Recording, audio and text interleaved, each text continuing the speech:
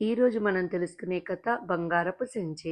పూర్వం ఒక బాలుడుండేవాడు. అతని పేరు అహ్మద్. అతని తండ్రికి ఓ ఒంటె ఉండేది. అతడు దాని మీద సవారీ చేస్తూ ఉండేవాడు. కానీ కొంతకాలానికి అతని తండ్రి మరణించాడు. తండ్రితో పాటు ఆ ఒంటె కూడా గతించింది. ఓ రోజున ఆ ఊర్లో నుంచి కొన్ని ఒంటెలు పోతున్నాయి. వాటిని చూసి అహ్మద్ అనుకున్నాడు మనసులో, నాకే గనుక ఒంటె ఉంటేనా ఎంచక్కా దేశాలన్నీ తిరిగి వద్దును. ఎప్పటికైనా డబ్బు కూడబెట్టి ఓ ఒంటెను కొని తీరాలే. ఒంటెలు ఆ ఊరు దాటి వెళ్ళాక అహ్మద్ అవి వెళ్ళిన వైపే చూస్తూ చాలా ముందుకు నడిచాడు. రెండడుగులు ముందుకు వేశాడో లేదో అతని కాలికి ఏదో గట్టిగా తగిలింది. కిందికి చూశాడు. నేల మీద ఓ సంచి పడి ఉంది. దానిని పైకి తీసి చూశాడు. దాని నిండా బంగారం ఉంది. అహ్మద్‌కి ఆశ్చర్యం వేసింది. అరే, ఇదంతా బంగారమేనా? ఇది నాకు దొరికింది కాబట్టి ఈ సంచి నాదే అనుకున్నాడు. మళ్ళీ కాసేపు ఆలోచించి, ఈ బంగారం నాది కాదు. నేను ముట్టకూడదు. ఇది పరుల సొమ్ము. ఇదెవరు పోగొట్టుకున్నారో ఏమో, వారికిచ్చేస్తాను అని అనుకున్నాడు. అలా అనుకుంటూ బజార్‌లోకి వచ్చాడు. బజార్‌లో ఓ మనిషి చాటింపు వేస్తున్నాడు. కోటీశ్వరుడైన అసఫ్ బంగారపు సంచి పోయింది. అది తీసుకొచ్చిన వారికి అందులో సగం బంగారం బహుమతిగా ఇస్తాము. ఇదిగో నేను తీసుకొచ్చాను అన్నాడు అహ్మద్. మరి నన్ను అసఫ్ దగ్గరికి తీసుకెడతావా అని అడిగాడు.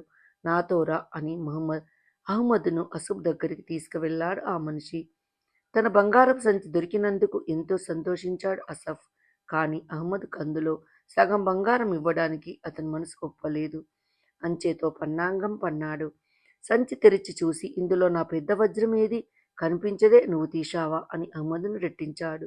సంచిలో ఏముందో చూద్దామని సంచి తెరిచాను. అందులో బంగారం కనిపించింది. కానీ వజ్రం కనబడలేదండి అన్నాడు అహ్మద్ వినయంగా వంగి. నువ్వు చూడలేదు అని కోపంగా అడిగాడు అసఫ్. నేనే స్వయంగా ఈ సంచిలో పెట్టాను. నాకేమన్నా మతిపోయిందనుకుంటున్నావా? పో పో, వెళ్ళి ఆ వజ్రం తీసుకురా, లేకపోతే నీకు సగం బంగారం ఇచ్చేది లేదు అని ఖండితంగా చెప్పాడు. అహ్మద్ ఏమీ మాట్లాడలేదు. సరాసరి రాజు దగ్గరికి వెళ్ళాడు. జరిగిందంతా విన్నవించాడు. రాజు సమాధానంగా విని అసఫ్ను పిలిపించాడు. నీ సంచిలో వజ్రం కూడా ఉందని మొదట్లో ఎందుకు చెప్పలేదు అడిగాడు రాజు. అయ్యా, అలా చెప్పడం అంత మంచిది కాదనుకున్నాను.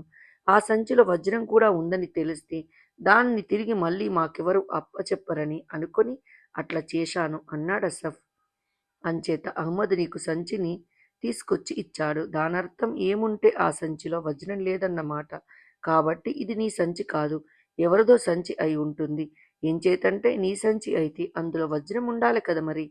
అహ్మద్‌కు నీ సంచి దొరకలేదు, ఎవరిదో సంచి దొరికింది. అంచేత ఆ సంచి అతనికే ఇస్తున్నాను అన్నాడు రాజు. అసఫ్ దగ్గర సంచి తీసుకుని అహ్మద్‌కిచ్చాడు రాజు.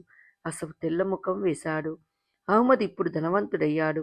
ఓ చక్కటి ఒంటెను కొనుక్కున్నాడు. దేశాలన్నీ తిరిగి చూశాడు. దురాశకు పోయిన అసఫ్‌కు చివరికి దుఃఖమే మిగిలింది.